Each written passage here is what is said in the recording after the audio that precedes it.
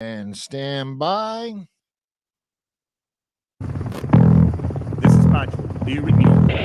Be advised, you are coming in weak and unreadable. Say again, Compower. This is Pacho. Do you read me? Pacho, this is Compower. I read you Lima Charlie. Compower.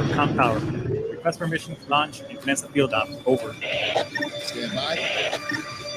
Pacho, permission granted. Say again, permission granted. Roger that. Launching podcast in 3, 2. You are now entering the field op with your host, Pacho Correa, Chief Warrant Officer 3, United States Marine Corps retired. Get some. Hurrah! Get some. Hurrah! What's going on, everybody? Another week has gone by, and Baby Friday or Friday Night's Eve is upon us once again. Thank God and hallelujah.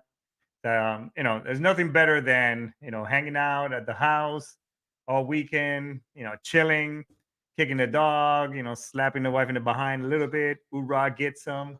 That's what I enjoy doing. As my wife is right here giving me the like, what?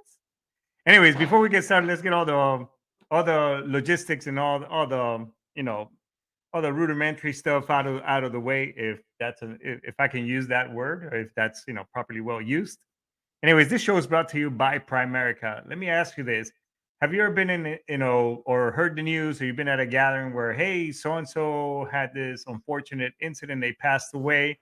Now you're passing the hat around, or, nowadays, people start a GoFundMe account because of, tragedy happened to a close friend of yours or family, and they can't cover the cost of the funerals, and the family's pretty much up creek without a paddle. In that case, I highly recommend Primerica. Given the folks over there, it's on the show description and the bio. Give them a call. They'll set you up with with asset protection and income protection in the event that something happens. It's very affordable. You pay much less, and you get a lot more coverage for those unfortunate events. So I highly recommend you give them a call. Or if you need a blueprint to get you going on how to save, get out of debt, uh, save money, make money, among other things, give them a call too. You get a financial needs analysis. They're great folks, great people. Check them out.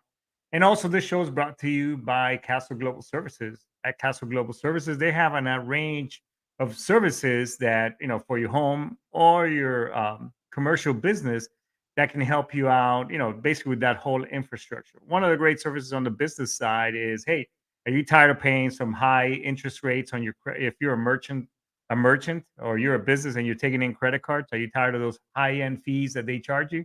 Well, they have a great product on there. Give them a call. It's right there also on the show by. You go to Castle Global Services .acnibo.com, and click on the services commercial side, and you could go to right there, and you could be check out their credit card business services and options. And I'm sure, hey, in the worst end, if they can't beat your current rates, you get a $250 gift card out of the whole deal for anything. Amazon, a regular credit card, whatever. You got something out of it. You got some money in your pocket. So check them out, and help out a veteran-owned business. Also, this show is brought to you. This show wouldn't be here today if it wasn't by the great American Constitution. Hurrah! Get some. In other words, hey, look, this show, we support the right to bear arms. We support freedom of speech. So if you like what you hear, stick around. Make sure you like, subscribe, and follow. Recommend me to your friends. help this show grow. And again, that's what we promote here. But if you don't like it, that's your right too. Swipe left, move on to something else. Perhaps check out something from stitchradio.com, like Combat Vet Vision, where this show actually got started with my man Chief Siebert, or as well as the Todd DeBow show, and our show director and owner of Stitch Radio. He's got a great show called I Podcast That. The dude is a tech genius, and he'll give you some insight tips on podcasting. I'm on a bunch of other stuff. So check them all out. You'll find something to tickle your fancy and all that good stuff. And not only that, but this show is also brought to you by the VA. So here's an awesome message from them.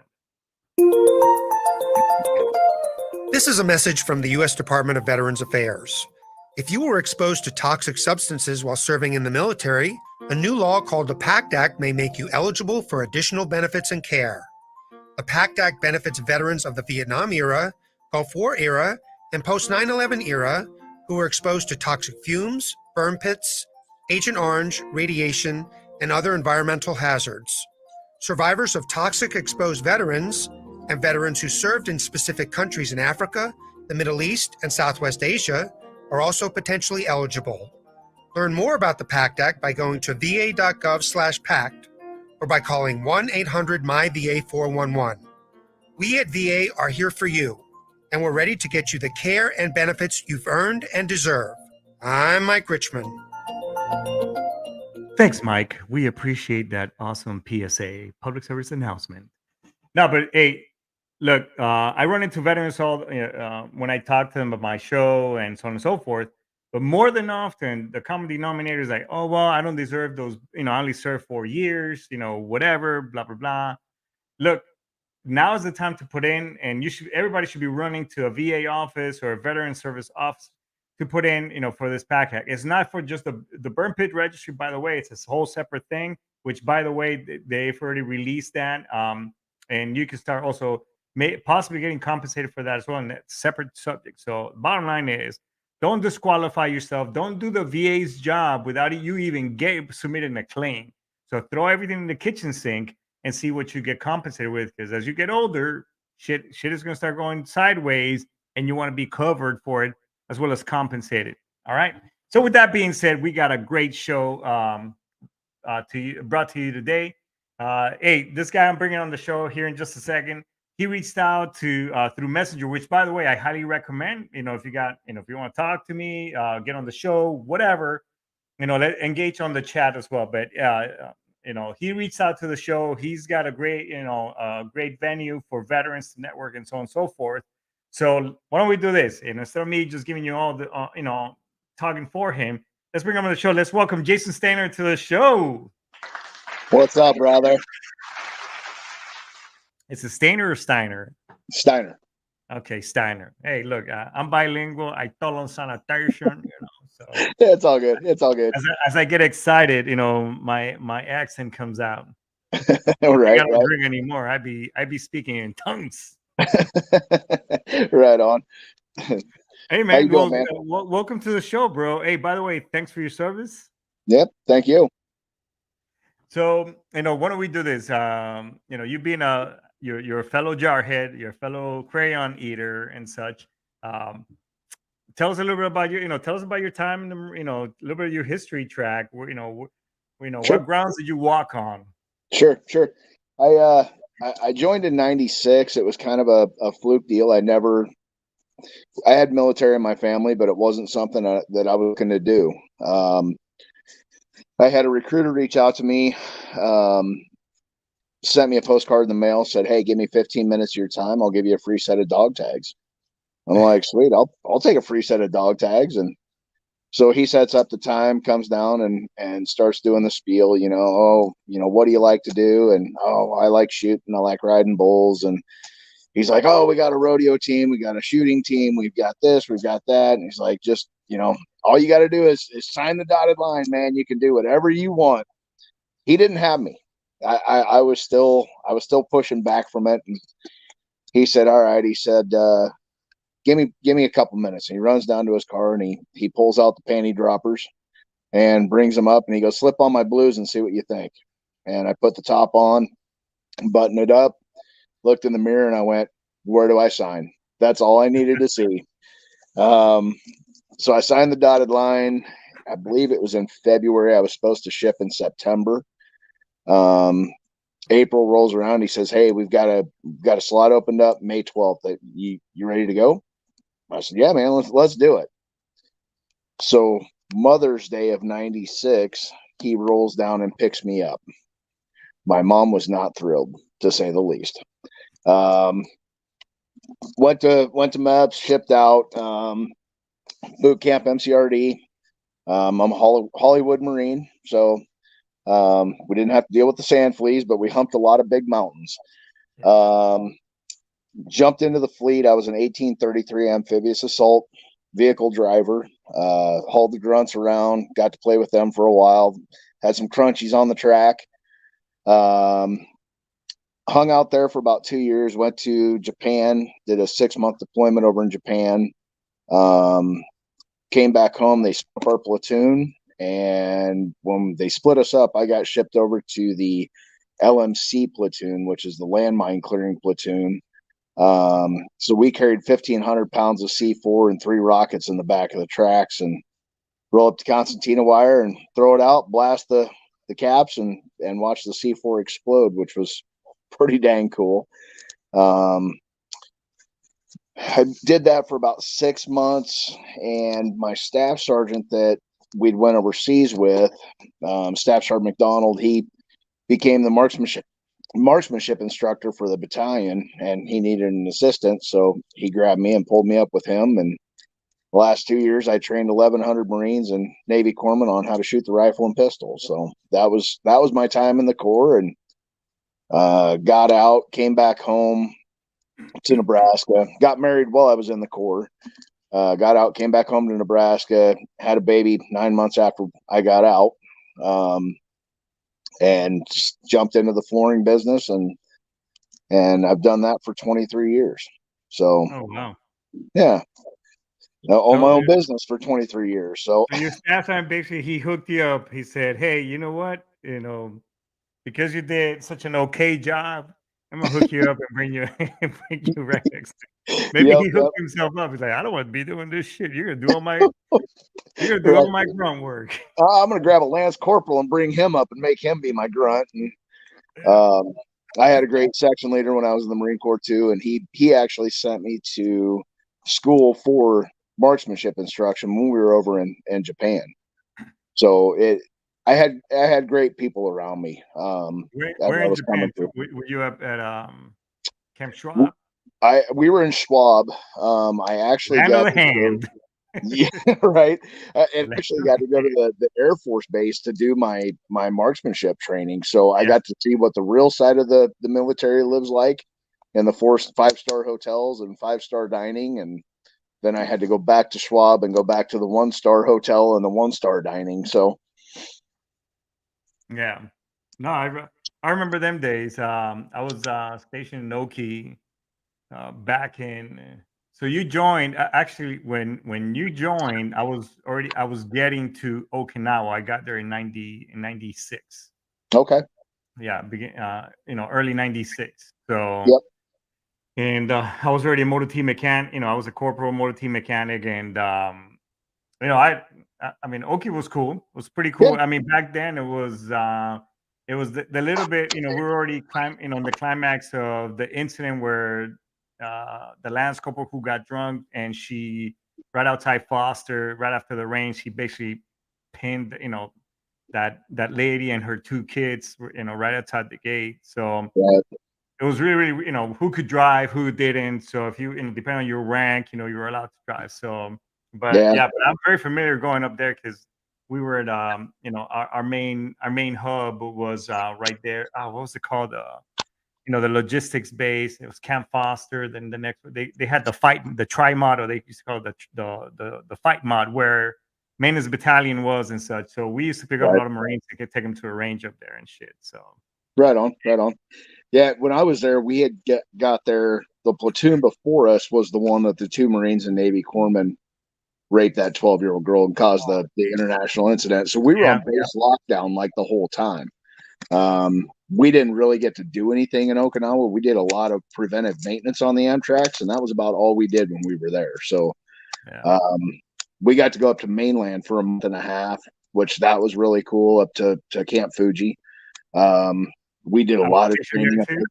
Another great unit. So you went to, that's the Marine Corps bed and breakfast. I hope Colonel Kaczynski is not listening to this, or he's retired now. Craig, I'm sorry, but it's a glorified fucking bed and breakfast, bro. That's how we are over there. The permanent personnel. Yep. We're concierge to the rest of to the Pacific, Asian Pacific units. Right. Yeah, that's great, man. So it sounds like you had a good time. I climbed Mount Fuji on my 21st birthday. So Oh, no I thought shit. that was kind of a neat thing that I got to do while I was in. So not many 21-year-olds can say that. So you either, so if you, did you get libo on that day? It was on a Sunday, and my whole platoon actually climbed, or my section, I'm sorry, my section of Amtrak's actually climbed Mount Fuji that day all together. Okay, so yeah, because I was gonna say if you had libo, the only two places you go, station, right there, station 4, which is the E Club, Yep. or right outside the gate, you either had Mickey's or Pasadena's. Those were the only two. And believe me, again, I've been on the wagon. I'm going to my 10th year. Nice. Knock Nice. on wood, so sober. But believe me, I had my plan. I had my plenty of drinking days when I was Right. stationed there as a chief warrant officer. Right. But I don't know too many Marines that didn't have the drinking days. yeah, no kidding. But So so yeah, that's that was my time in service, and met a lot of great people. I'm actually still in contact with a good handful of the guys that I served with. Um, I actually just missed a reunion last weekend. We were up for my daughter's hockey tournament in Minnesota, and a bunch of the guys got together in Illinois. So I'm hoping my event this year will actually bring them into where I'm at, and I can see a bunch of them in the coming years. So yeah, one thing is that it was told to me as I was processing and getting ready to retire was that, hey, don't just disconnect from your right, network, because you never know. Everything is was it 7 degrees of separation, something like that. yep, You never know how you network, and because how they can support you or help you or whatever. So it's a good sure, thing that you stay engaged, because that's all and it's sometimes we even need that, when to reach out to somebody that's walked in the same boots that you've done when you're having right, those difficult moments and such. yep, So sounds yep, like like you had a good time, and you're still staying in touch. As a matter of fact, I got next in April towards the end, I got for one of the units, and we took an entire reserve battalion for the first time in 50 years to Iraq. So I was part of the INI staff over there, as a sergeant slash staff sergeant. sure, And we're having a reunion here in April. As a matter of fact, the wife and I were doing all the logistics to try. Maybe I'll do the show, remotely from there, or pre-record awesome, some. But sure, that's sure, good that you're doing that. So you got out, and we're doing the flooring business thing, so on and yep. so forth. So, how did Herostock? Tell me about Herostock. How did this come about? So this actually it drops back to 2019. I'd kind of when I got out, I kind of pushed away from anything military. I That's what had a a lot of bad us tend to do. You're like, fuck this. I'm done. right. Well, and I had a bad experience with one of the groups, and I was like, I don't need this BS in my life. I'm stepping away from it. So I really kind of stepped away everything from military until 2019. And I had a couple guys approach me, and they said, "Hey man, we just went down to Kansas City. We watched the Kansas City Warrior hockey program. They played an exhibition game down there. Um, we'd like to start that up in Lincoln. We know you're military. Would you be interested in helping out?" And my kids had grown up playing hockey, so I was pretty tied into the hockey community and that kind of thing. And I was like, "Yeah, man, that sounds cool. Let's do this." So we formed a board, got the 501c3, everything pushed through. We formed the Nebraska Warriors hockey program, and I served on the board as the VP of hockey, and I was also the coach for the team. We we went to Vegas, took the group to Vegas our first year. It was the first tournament we'd ever done. It was probably one of the greatest experiences veteran wise that I've had. Um, Great group of guys and gals that went. We weren't there to win games. We were there to hang out and be veterans, and that's what we did. Um, so as we progressed through that, with any nonprofit, it's hard to get people engaged to help. Um, it's you can't volunteer anybody anymore. once you're out, it's the voluntold thing is done. So you look for help to come in and help set up tables and help run events and that kind of stuff to raise money for the organization. Right. And one of the guys in our group, he said, we need to do something outside of hockey. He's like, when we're doing hockey, we're either in the spotlight on the ice, we're in the spotlight at an event, he goes, we never just hang out. And I was like, you're right. So by this point, I was wearing multiple hats within the organization. And I said, we're going to take one night, we're going to go out, we're going to throw axes. And that was going to kind of be our deal. We were going to go hang out, drink beer, and throw axes. Let me see. Bunch of jarheads or military guys, pretty much getting all slobbed up and sauced up, throwing axes. Probably not the best plan. Holy shit! Hey, let me ask you, but serious question though. Yeah. If you're a Marine, you have to watch either Heartbreak Ridge or A Few Good Men, that type of shit. Right. As to be a hockey player under this hockey league, do they have to watch that 80s movie with Rob Lowe from the 80s where he was a hockey player? Yeah. We watch Miracle like every time before practice. That way everybody just gets in the groove. Oh yeah, you know what? Yeah, you're a little bit younger than I am, so yeah. In the 80s, there was this cheesy ass fucking movie with Rob Lowe. It's about hockey, and it was just so that's fine. There's multiple cheesy movies about hockey. But no, we were like, yeah, let's go hang out. We'll throw axes. We'll do that.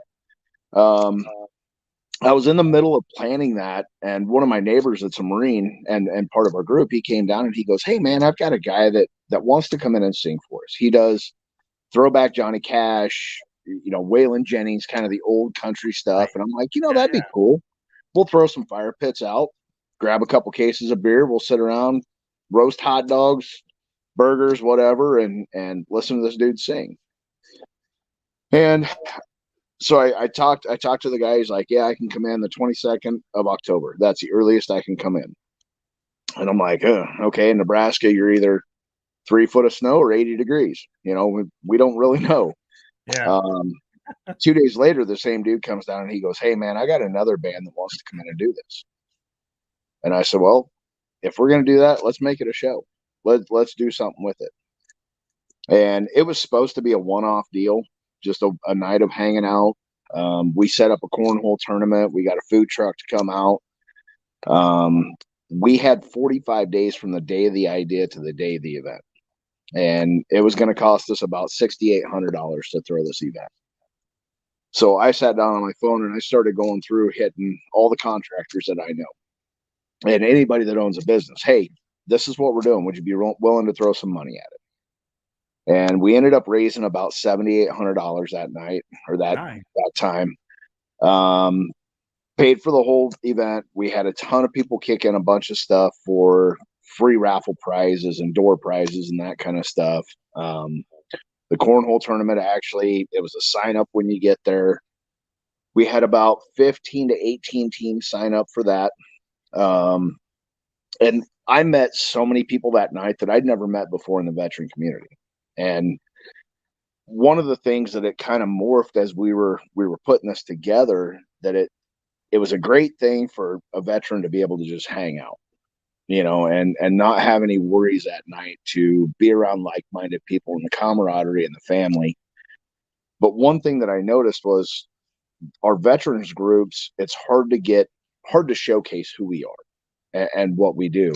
Right. So we actually took about 15 minutes before the band started, put the mic up there, put everybody that was there from a veterans group, we put them on the stage and said, give an elevator speech.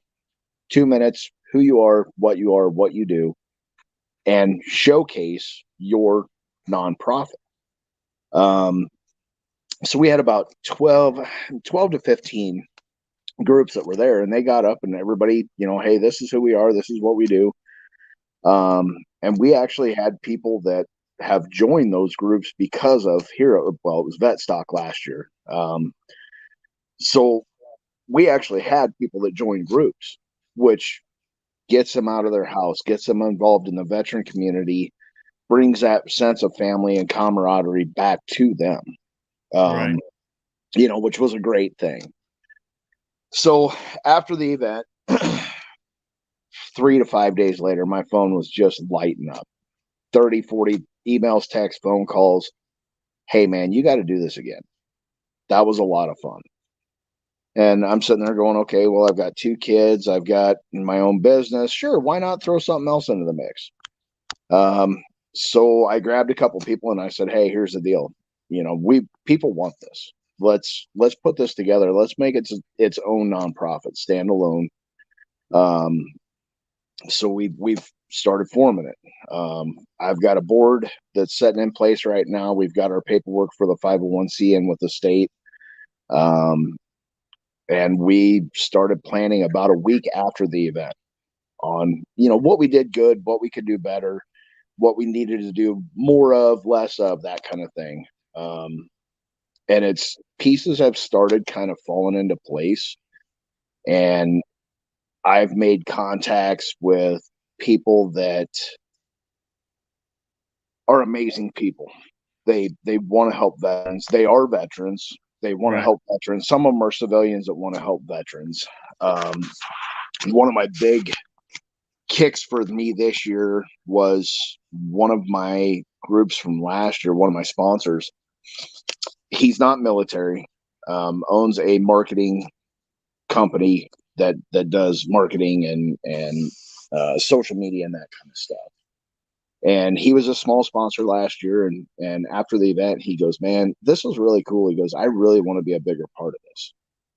And so they're helping me with the new logo that we just kicked out. They're helping me with the algorithms and Facebook that I have no clue about and that kind of stuff, and when to post and how to post. And Unanimous here in Lincoln, they're an amazing company to work with. Great group, very responsive.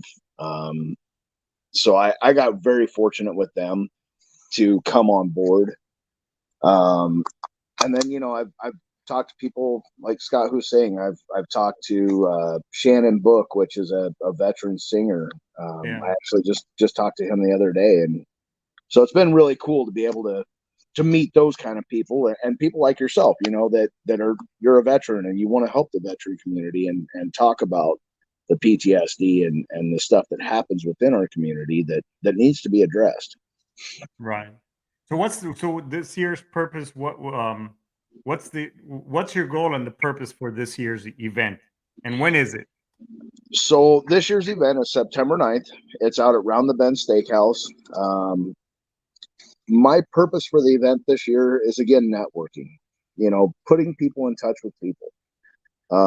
We did expand this year. So we decided, instead of just limiting this to veterans, we've actually opened it up to law enforcement, fire, EMS, corrections, and Gold Star families.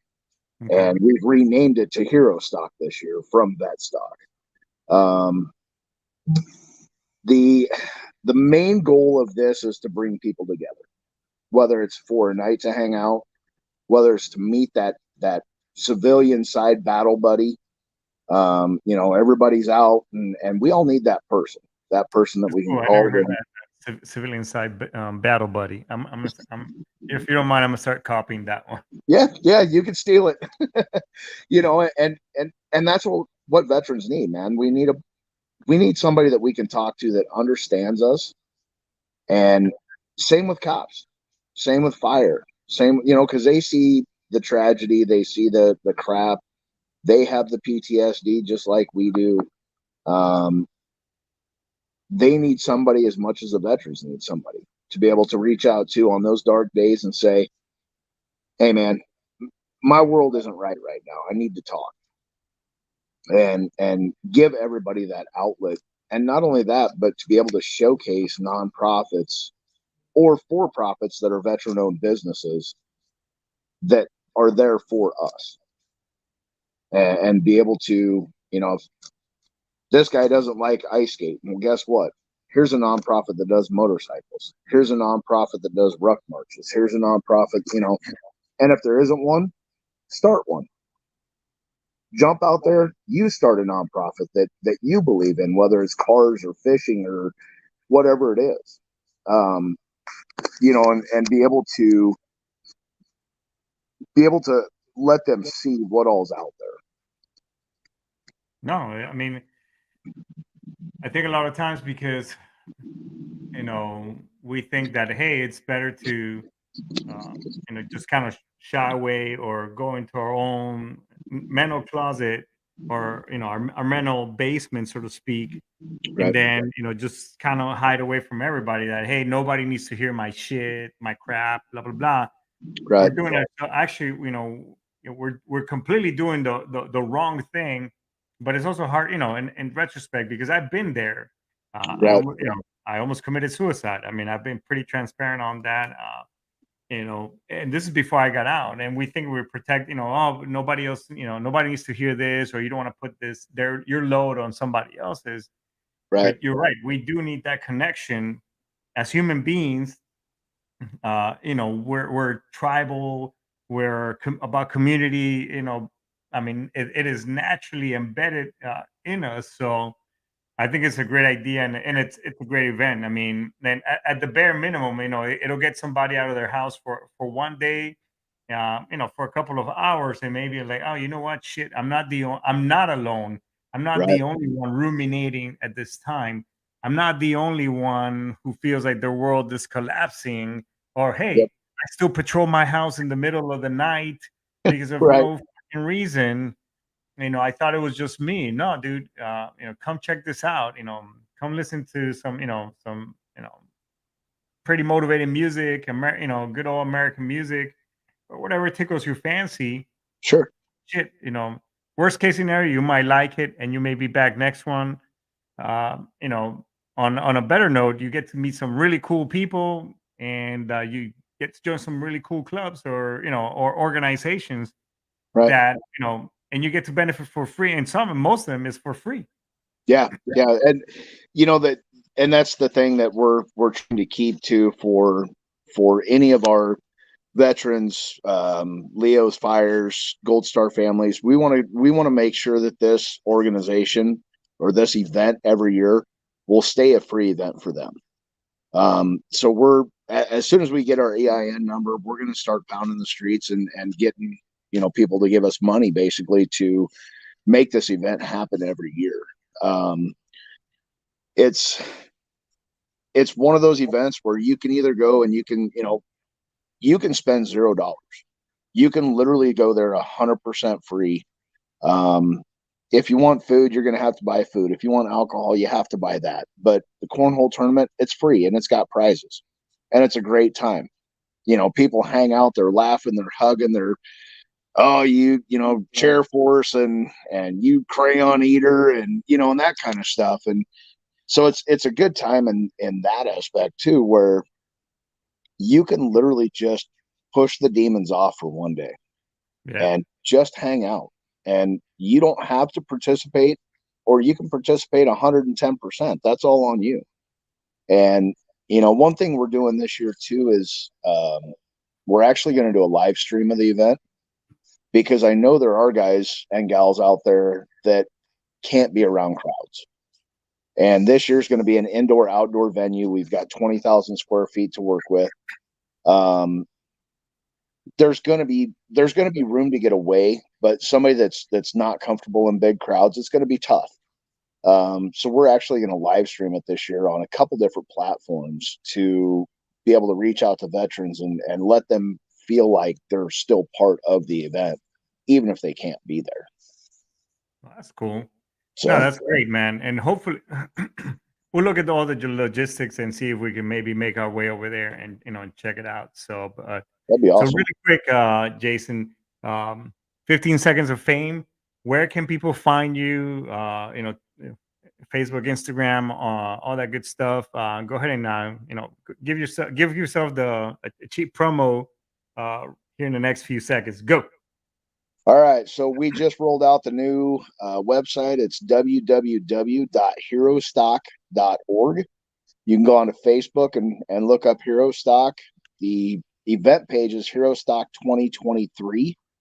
We are not on Instagram yet, but that will be coming. So That's awesome. that's where we're at.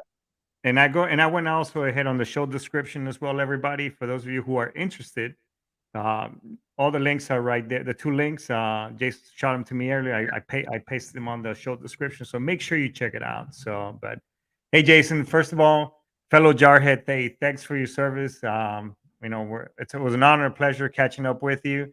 Obviously, sure. you know, we're gonna bring you back to talk a little bit more trash amongst one another and Perfect. tell some good old sea stories from back in the day. How's that sound? Sounds like a plan, man. Hoorah. I appreciate you. Thanks, brother. All right. We'll talk to you later, man. All right. We'll see you, buddy. Thank you. Thank you. Well, everybody, a pretty cool show, pretty cool event. As I mentioned, we're going to look at all the logistics and see as well if we can be part of the show and maybe do either a live stream or pre-record a show from the event, giving just kind of a roll-up of everything going on. So, but before we get out of here, hey, look, I just posted something on our Facebook page, and basically, as a veteran who was struggling, you know, he was in the middle of the phone call with us, BA suicide hotline, and thank God that a cop stopped by and just asked him what's wrong. So, bottom line, look, while doing all these push-up challenges and ruck marches, and in the name of veteran suicide, it's all great, and I'm a supporter as well. However, it doesn't bring that individual back. It doesn't bring that life back. So the point is, you know, thank God that this individual, he was on the suicide hotline. So reach out to our show, reach out through, you know, through the show's Facebook Messenger. You can, you know, VA, TRICARE, Military One Source. There's plenty of other resources. Or reach out to a buddy and just let it all out. I mean, trust me, we rather hear, you know, whatever shit you're going through and dump that all on us. We'd rather hear all that and help you work through it than be at your funeral wishing that you were still here and wishing how we could have helped you, if that makes any sense. So bottom line is your life matters, and everything will pass. So anyways, that's it for today, everybody. Thanks so much for being here. I just want to say, Daisuke Ice to Mass. We're going to go ahead and index, and I am out. All right, get some yuts.